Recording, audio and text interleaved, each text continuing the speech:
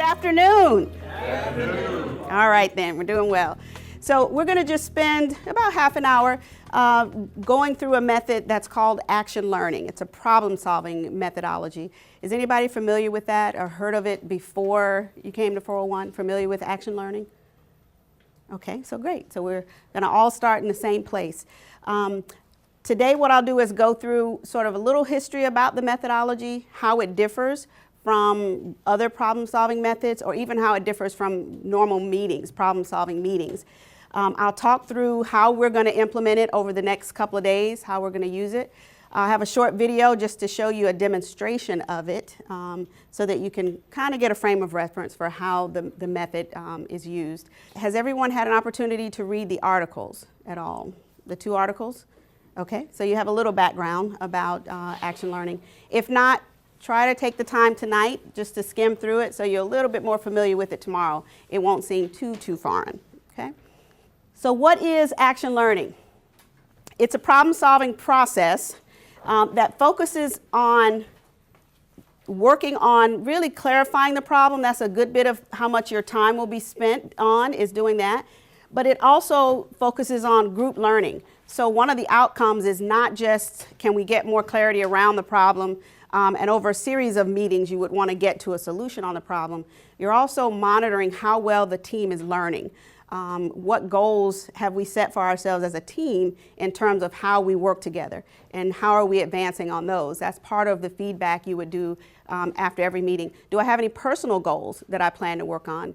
I know many of you here identified a personal development goal. So if one of your goals is to ask better questions, to listen better, to synthesize better, any of those, that will be one of your goals going into an action learning session, and you would get feedback at the end of that on how well you did.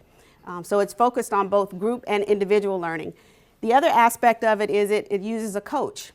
So you're accustomed to seeing the 401 faculty at the front of the room, even though we say we're the guide on the side.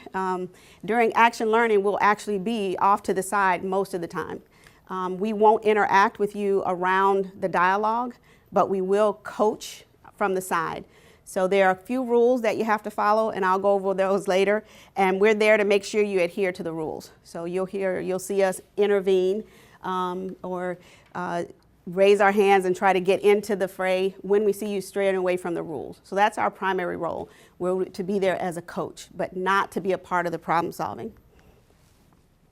Key focus in action learning is, why am I talking?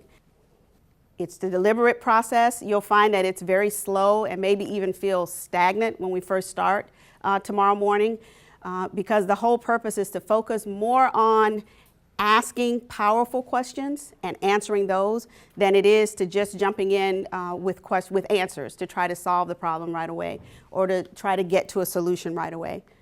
So what we're doing will be what's called a dialectic dialogue. So it's not just to talk, it's not just to transmit information. We really are trying to go slow to examine our own thought process, to examine sort of what are we thinking about, what's the quality of our questions.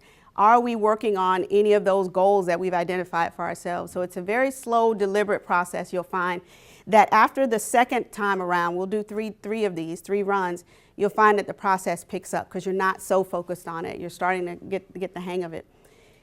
It's focused on using powerful questions. And I'll talk a little bit about, open-ended and closed-end questions and where they have a place in action learning. But the true goal of the session is to gain clarity around the problem. What are we really trying to solve? We'll ask someone to come in as the problem presenter and sort of lay out what they believe the problem is. But oftentimes we find after dialogue with the team, that's not really the problem at all. And so, as with our 401 cases, the real issue is, what is the problem we're trying to solve? What is the real problem? And so this doesn't stray from that at all. It just focuses on it a little bit more than we normally do in case discussions. So just going to run through a few just on the role of question and reflections. You've seen throughout the course we focused on that. We've tried to give deliberate times for you to reflect. The action learning process actually weaves that in. So you'll see us ask for that. The coaches will ask for that a few different times throughout the session. These are just some attributes of great questions. Just give you a minute to read over those. The action learning is another chance to kind of re-engage with working on how well you are able to compose and ask a question. So open-ended. What's an example of an open-ended question versus a closed question? It's not a yes or no. It's not a yes or no. Or a definitive answer. How many of this? What's the answer to that? Open-ended tends to be exactly what it says. It's more open. It leaves room for a more thoughtful question, for you to dig a little deeper and provide more information. And it also opens up the dialogue. Once you ask a yes-no question, you get your answer, the dialogue is done. And so it's intended to keep it going. And you'll see again in action learning, one of the rules is you can only respond to a question. So if all the questions are closed, it'll be very short discussions, and you probably won't get very far. So how is action learning different from other groups? These are the key differences, and I'll show you the video clip in a minute, but what do you see here you notice that's very different from the meetings, or maybe there are some things that are similar to meetings and problem-solving sessions that you've had in your own organization? Well, the membership is not just experts or involved people. Mm-hmm. So how is that different from your meetings? It tends to be people with... I don't know why I would have someone who's not involved in my meeting. So why would you have somebody not involved? Why would you think it'd be important to have somebody that's not an expert on your program? Where could they serve a purpose? Facilitate, yeah, they could. What other purpose could they serve? So if Xander's going to brief somebody else that has no concept of what he's talking about, if they don't get it, then maybe that shows a message to Xander and his team that they need to make it more clear.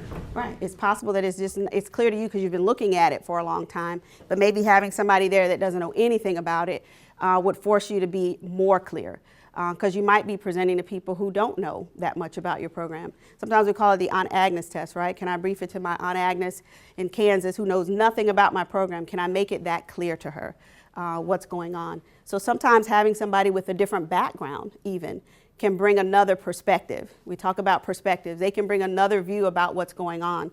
And where this comes from with action learning is when they were trying to develop and refine the method, they were working with a group of businessmen, and sometimes they refer to it as the pizza guy. So the pizza guy came in, and they're busy with their charts, and they're trying to figure out some problem in a very technical way. He just looks at it and asks a very simple question that they had not considered because they were so mired in the process. And so sometimes you'll see in the action learning reading, they might refer to it as the pizza guy. We need a pizza guy to come in and ask that question that maybe we've overlooked. What else do you see? Maybe that isn't typical. Yes? Consensus on the problem. Consensus. So why is that not something that you normally see? Usually when we have issues or challenges presented to us, I don't necessarily need 100% to make the decision. Okay. So it's not necessarily a need, I guess, in action learning, but why do you think it's important to try to get that? I don't know why, because the consensus, I don't. You know, the way it's presented there, having heard this for the first time, Yeah. when you're working on a problem and you got consensus can also lead to acquiescence. So the other person who is not totally bought into your issue just acquiesces. So is that really consensus at that point? So part of what the process does is ask you to keep going deeper to figure out what are the issues they have around how the problem's been defined. So it's not necessarily that they agree that it is the problem, but can they agree that this is what we all see as a way we're going to try to attack the problem is one aspect of it. Yes? So your second to last one says urgent and complex problems require unique systems and thinking. Yeah. So if you were to take the word complex out and just say urgent problems require unique systems thinking, I don't necessarily see that with the programs I worked on. Usually it's let's make a quick decision and move on and tackle the problem, as opposed to let's think about it and gather thoughts and go through this whole statement. Yeah. One of the misconceptions about action learning is that it can take a long time. Actually, what it does is it slows you down on the front end. So it forces you to spend a little bit more time defining what the problem is in a way that people can be in consensus around how you're going to solve it. So that's really what it is. You're spending more time on defining what it is, getting more clarity about what the real problem is. So it slows you down a little bit on the front end. But the idea is that then you speed up more when you get to the solutions and maybe strategies for how you solve it. But the key is, if it isn't one of these two things, then you probably don't need a very structured process like action learning if it isn't complex. And the reason the bottom one is in blue is because that's a piece of the process we won't get to. So I wanted to highlight that. But it is a commitment from those involved in organizations that use it that they will implement the solution that's provided. So these are the steps as part of the action learning process. Now I want to show you a video of PMT 401 students using the action learning method. We're here to work together to solve this problem, to first of all, to come up with some actions for Mark, and also to practice using the action learning method. So is there any issue, though, in theory, with making a change to an FFP? There are two simple rules. The first one is you can only make statements in response to questions. Anyone can ask a question and anyone can answer a question, but statements can only be made in response to questions. The second rule is I can intervene at any time for learning purposes, and I will do so to ask some questions at points during the action learning session. What made the previous PMs successful? Are there any legal consequences? How has the Natoma Industries scope of work evolved from when they first broke into the industry to what they're doing now? How do you think you're working as a team? Why do you think it was or was not appropriate based on that contract? It was awarded first and then the change order. What alternatives exist to mitigate any risk of a unsuccessful program?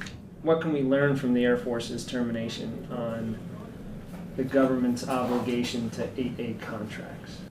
Based on your discussion, if we were reporting back to them, do you think they would be helped by the things that you brought up, by the issues you brought up during the discussion, and then the next steps? Do you think that was helpful, would be helpful to the program office? I've asked you to be the problem stater. Would you state the problem, take a minute or two to state the problem for the group? So on a scale of 1 to 10, how do you think we're doing as a learning group? Do we want to identify some alternatives? I think we do. Well, one question at a time. So what do you believe is the quality of our questions? How is that going, the quality of the questions that you're asking? What might be some of the consequences, negative and positive, of doing that? Was it difficult to get what you wanted out from your group? It's a yes, no. Yes. So what did you observe just about how they discussed the problem? Any observations about what they did and how they approached it? The whole purpose of the group is to get clarity on the problem. And so the best way to do that is through asking questions of the problem presenter. The way we'll use the small group is no one owns the problem there. You're a group being given the problem. Someone can volunteer to present it to the group, but you won't have an expert on the problem that'll be there. It'll be all of you there just trying to solve the issue and try to get clarity on it. But anyway, these are the steps, not much different from any other steps when you're trying to figure something out, but the difference is there may be a reframing of the problem. Everybody write down what you believe the problem is, and oftentimes the problem is different. Everybody's written down their understanding of it, and it's not necessarily what the problem presenter laid out. And so the goal then of the next round of activity is to see if you can get closer. What's the gap? Why are we so far apart? Why are we so different on how we've seen the information? What can we do to get closer? Okay. So how are we going to do it here? An ideal action learning team is 4 to 8 participants, so our small groups kind of fit that bill. So one person from the small group for each of the 3 cases you have will be the problem presenter. You'll just lay out just what you believe the problem is in the case. Everybody else will act as the other members to help pull it apart. Every team will have an action learning coach. It'll be one of the faculty members from the 401 team that will be the coach. We follow pretty much a script that helps us guide you through the process, and we stick to it pretty strictly the first time around.